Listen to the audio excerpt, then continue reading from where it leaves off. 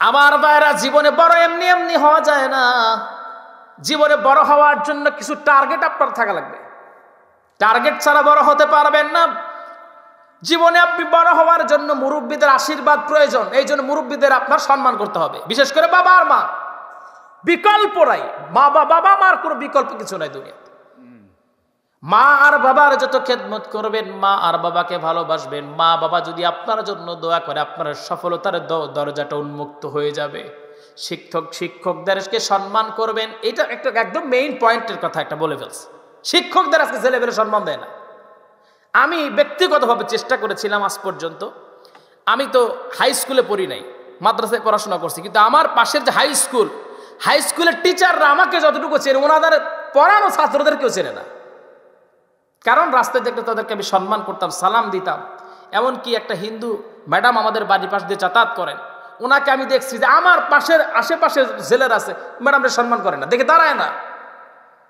দোয়া তো এমনি এমনি হয় না ভাই।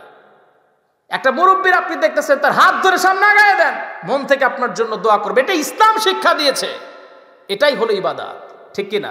আপনি নামাজ পড়েছেন, আচ্ছা বলেন, নামাজ দিয়ে কেউ জান্নাত পাবেন? কোরআন তেলাওয়াত দিয়ে কেউ জান্নাত পাবেন না। আমল দিয়ে কেউ কোনোদিন জান্নাত পাবে? আউয়ালু মা ইউদাখিলুল জান্নাল হামিদুন।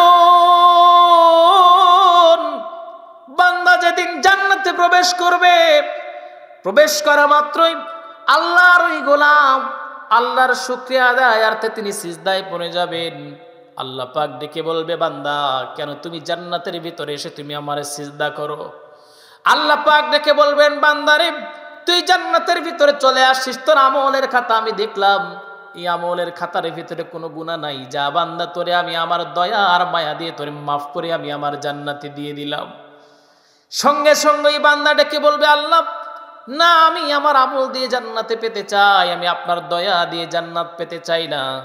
যখন মানুষটা এই কথা বলবে, আল্লাহ পাক বলবেন, ও আমার ফেরেশতারা, আমার এই বান্দাটার একটু জাহান্নাম পরিদর্শন করায়া নিয়ে আসো। যখন জাহান্নাম পরিদর্শনের জন্য নিয়ে যাওয়া হবে, জাহান্নাম পরিদর্শনের জন্য গিয়া আল্লাহর ওই গোলাম সঙ্গে সঙ্গে জাহান্নামের এই দৃশ্যগুলো যখন সে অবলোকন করবে, ঠিক এমন সময় তার গলার ভিতরে তৃষ্ণা পেয়ে যাবে। ফেরেশতাদের ডেকে বলবে, দাও আমাকে এক গ্লাস পানি দাও, আমি তো সহ্য করতে পারি না। ফেরেশতারা ডেকে বলবে, দুনিয়াতে পানি গ্রহণ করেছো কোনো টাকা দিয়ে কিনতে হয় নাই, কিন্তু জাহান্নামের ভিতরে পানি কিনতে হবে তোমাকে টাকা দিয়ে। টাকা তো নাই তোমার আমল দিয়ে, দাও একটা গ্লাস পানির বিনিময়ে তোমার জীবনের সব আমল দিতে হবে। আল্লাহর এই গোলাম এতটাই তৃষ্ণার্ত থাকবে, সে ডেকে বলবে, ঠিক আছে দাও, আমি এক গ্লাস পানির বিনিময়ে আমার সব আমলগুলো দিয়ে দিলাম। সামনে অগ্রসর হবে, আবার তার গলার ভেতরে তৃষ্ণা পেয়ে যাবে। সঙ্গে সঙ্গে ডেকে বলবে, দাও আমাকে এক গ্লাস পানি দাও। ফেরেশতারা ডেকে বলবে, দাও আমল দাও, বিনিময়ে দাও। ওই বান্দা যখন বলবে, আরে আমার কাছে তো আর কোনো টাকা নাই, আমার কাছে কোনো আমল নাই, কোনো বিনিময় দেওয়ার মতো যেটা দিয়ে পানি গ্রহণ করবো সে আর অর্থ আমার কাছে নাই।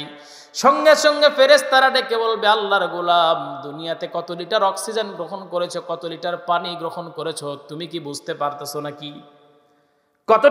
কত লিটার পানি গ্রহণ করেছো, কত লিটার অক্সিজেন গ্রহণ করেছো, এটা তুমি কখনোই হিসাব করে দেখো নাই।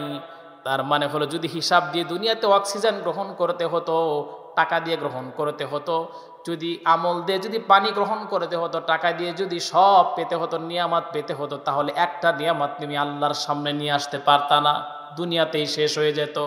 ও আল্লাহর গোলাম, আল্লাহর দয়া ছাড়া, আল্লাহর মায়া ছাড়া, আল্লাহর ক্ষমা ছাড়া কেউ কোনোদিন জান্নাত পাবে না, পাবে না, পাবে না। আল্লাহর ওই গোলাম সিজদায় পড়ে যাবে, জাহান্নামের ভিতরে চোখের পানি ফেলে ফেলে যখন কান্না করবে। আমার ভাইয়েরা, আমি আগেই বলেছিলাম, বান্দা যদি চোখের পানি ফেলে আল্লাহকে একবার আল্লাহ বলে ডাক দিয়ে যদি চোখের পানি ফেলে কান্না করে, আল্লাহ পাক বলবেন, আল্লাহ পাক বলেন, বান্দা যা, তোর জীবনের গুনাহ মাফ করে দিলাম। আল্লাহ পাক বলবেন, বান্দা তোরে আমি মাফ করে দিয়েছি, আমার দয়া, আমার সন্তুষ্ট, আমার মর্জি দিয়ে তুই আমার জান্নাতে প্রবেশ কর। ওই আল্লাহর গোলাম জান্নাতে প্রবেশ করে সর্বপ্রথম আল্লাহকে একটা লম্বা সিজদা বলবে, সিজদা দিয়ে বলবে, আউয়ালু মা ইউদাখিলুল জান্নাহ আল হামিদুন। সর্বপ্রথম সে বলবে আলহামদুলিল্লাহ।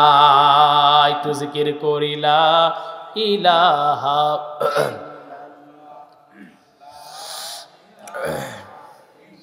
লা ইলাহা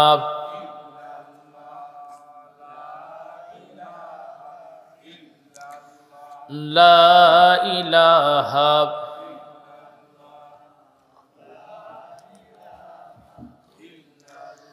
লা ইলাহা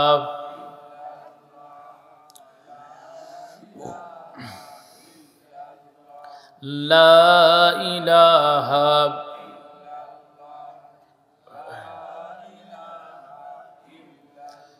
লা ইলাহা